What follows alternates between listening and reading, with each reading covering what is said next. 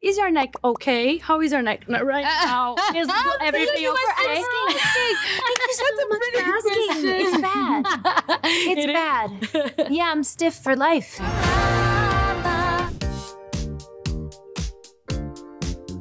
Ariana, you have said that working with Cynthia has been the most beautiful partnership of your life. So how do you define the chemistry between the two of you? Oh my gosh. I mean, I would define it as just the greatest gift to this film and also to our lives. I mean, we have learned so much from each other and the ways in which we've been able to be as honest as humanly possible with each other as friends and also on screen in these characters. I have a deep, unexplainable gratitude for it, and it's been my favorite part. Oh my God, you are so cute. Oh my God, thank you, you too. Hey, and you're from Brazil. Yes, I am from Brazil. Do you sing any, may I ask, a Brazilian music, any Jobim or any Brazilian music? Me? Bossa Nova, yes. I'm not a singer. Yeah, but everybody, you don't have to be a singer to enjoy singing. I think that's the... Do you know some Brazilian music? Don't get him started. How many minutes do you have? A lot, an hour. Hey, what's this song? É pau, é pedra, é o fim do caminho. Now, she can sing. It's okay, I'm I not love a to hear singer. it in Portuguese. I love that. We could sing all of those songs all day. Let's go. What do you want people to feel when they watch Wicked? I want them to come in and first just be blown away by the world that they're entering. Have the magic and wonder that they felt when they first saw Wizard of Oz or Wicked, and that they lean in. And when they lean in, they meet these two beautiful women that you think you know who they are. You think it's the wicked, and you think it's the good person, and that we flip that scenario on you. And that makes you think about who is telling the story in your own life, who is saying who is the villain and who is the good person. And that it makes you question the things in your life. And hopefully brings you out of that light, and you come out singing, dancing again, and returns you to your home. That's a classic and fundamental and primal, maybe mysteriously, inexplicably primal fable about finding yourself and going home, whatever that means to everybody. Then Wicked turns it on its head and goes, we're going to see something that you didn't know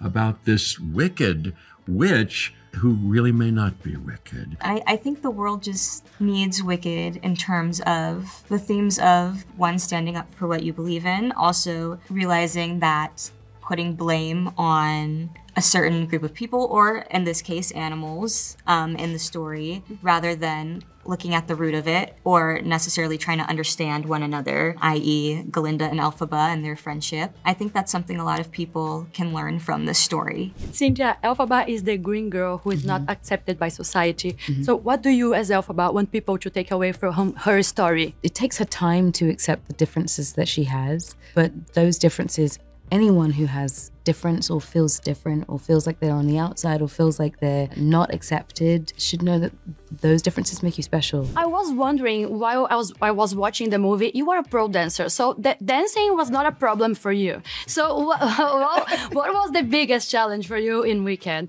Just trying to cool it because I'm a massive Wicked fan. Yeah, the biggest challenge, well, I suppose it was, just matching the love and the detail of the work of everyone around me, and obviously led by John, and listening to yourself sing on repeat. That is something I didn't know when you're dancing to, Dancing to Life took how many days? 6 days, 7 days? That was a long time. And you're listening to your own voice sing, which is, I think, a form of torture in some countries. So yeah, that bit I found challenging. As the first disabled actress to play Nessa, how do you feel bringing this representation to a screen? What does this role mean to you? I am so incredibly grateful to be representation for so many people, because it's not necessarily something I had growing up, and for families in general to watch this together, parents of disabled children themselves, disabled people themselves, to see someone that looks like them on screen and hopefully set a precedent in general for casting in the future, to cast more disabled people on screen. I really hope this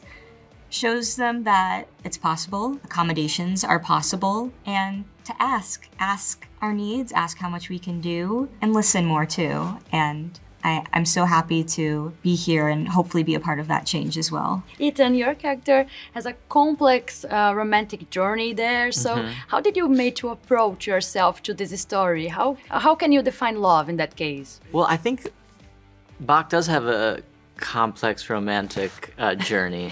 He's really, that's a really good way of putting it.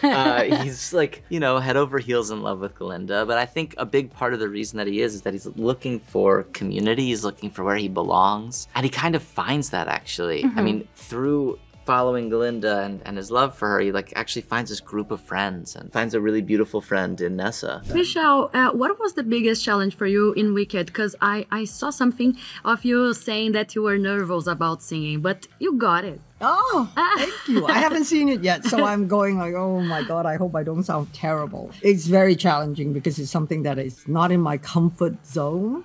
And when John offered me the role of Madame Morrible, I went, it's singing. She sings and I don't sing. And but fortunately, I stood up to the challenge, and I'm eternally grateful for him, you know, presenting me with such a beautiful, amazing character to play. So. Joan, I was so impressed by the set design for Wicked. Yes. From the tulips, through the train, to live singing. So how does this realistic set translate on screen? I think in order to believe that the emotions are real, you have to believe the world is real. And I think that this, you know, Wicked always challenged me to believe that this relationship was so true and so dear that it reminded you of your own relationships that maybe have passed in, that were in high school or grade school, but they also left a handprint on your heart. And there was a real safe sense of a bubble, as it were, because of the fact that we were cocooned by these incredible sets. Was Dancing Through Life more challenging than the ballroom scenes? Good question. Those magical Fiero boots meant that, and it was a Paul Taswell magical boot, they sort of, they had a mind of their own. So actually all I needed to do was to strap them up, which took about 7 hours. But yeah, I would say that they both have their challenges. But yeah, Dancing Through Life for me will be the thing that I think I'll be very proud of for a long time. How was it like to see yourself all green for the first time? Oh, really emotional. Really emotional because we had worked on all the details that we wanted to put on her and to make Elphaba and put her together. And when it all came together and it was exactly as we wanted, exactly as I wanted, it's just really wonderful to see her in the room, you know? All of a sudden she was there. Well, I had the privilege of peeking my head in when there were green tests. That's right, yeah. So there were many different versions of the green and of the freckles and of the contact lenses. And this is something that Cynthia was just like such a involved part of. And it was very important to her. As a purist, I was like, to find every right shade, every right shape. How was to apply and to remove all that green makeup? To remove it was about 45 minutes, but to put it on in the morning was about 2.25 hours roughly. But that was after one gets it down in time. But in the prep day, she said, I really need to have green hands and be green to find my Elphaba every day. Ariana, you have seen Wicked as a child, and this role has been your dreams ever since. So if you could speak to that little Ariana right now, what would you say to her? I would say many things. I would say we did it. We're still doing it. And oh my God, holy shit. You got it? Yeah, what is happening? No, I would just say, good work, kid. Oh, talking about Glinda's outfit, because we first saw some images of her using blue, but now it's pink for real. So how was to decide the final version? Because I don't know if you know, but in Brazil, the Brazilian version of Wicked, Glinda wore pink too, all pink. I didn't know that. Yeah. Well, it was inspired by the 1930s film of The Wizard of Oz. And I was going after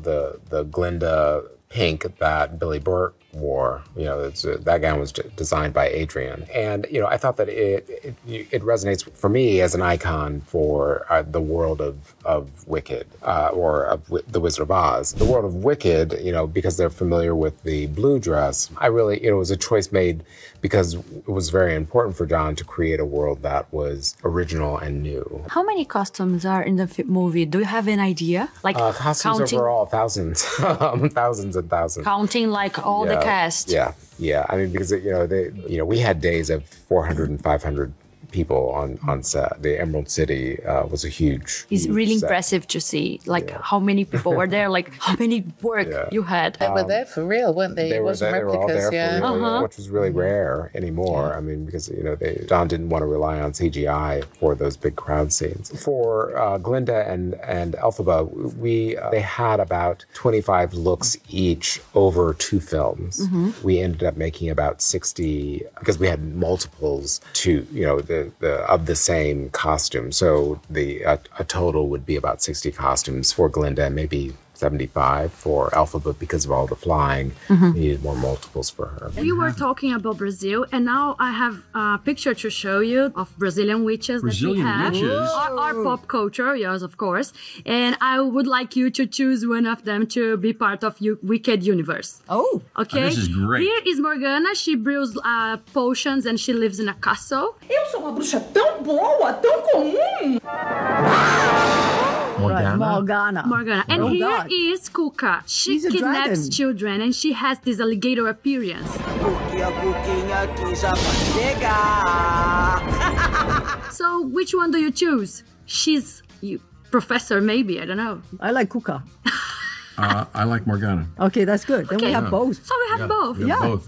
I love them. So My cute. kids would love them. I know that green and pink are the colors of Elphaba and Glinda, but in Brazil they are the colors of a famous samba school called Mangueira. Oh, wow. I have a picture here just to illustrate to you. Yes. Cute. So what do you think about going to Brazil and being part of our carnival as Elphaba and Glinda? Maybe? Already, yes. I would love. Of course.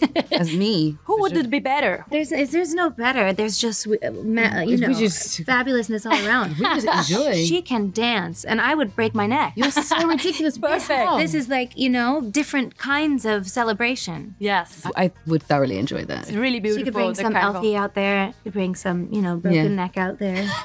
Be perfect. It's a perfect combination. I absolutely love Let's go right to. now. Actually, When is the carnival? can we get a flight ticket? February. Actually, Okay, good to know. Yes. February. It's summer there. in I've Brazil. never been to Brazil. So you have I to would go really love to. and go to Mangueira. Amazing. That's the colors of Wicked. We were talking about this earlier. It's a perfect excuse to wear pink and green. Yes. Perfect, and not even an excuse. I would go today if I could. do it. So let's go. All right. Thank you. Thank you guys so much. All right.